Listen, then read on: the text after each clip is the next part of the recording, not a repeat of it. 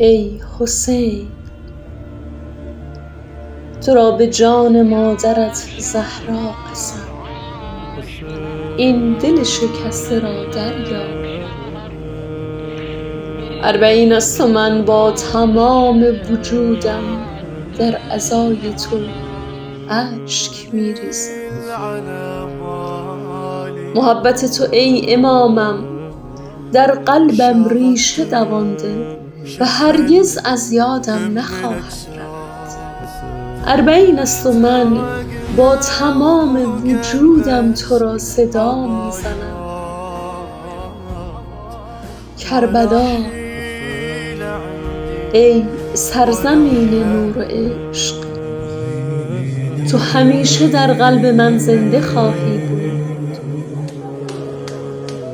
40 است و من با یاد تو و زیارت حرم حسینت علیه السلام خود را از غم و اندوه می رهانم.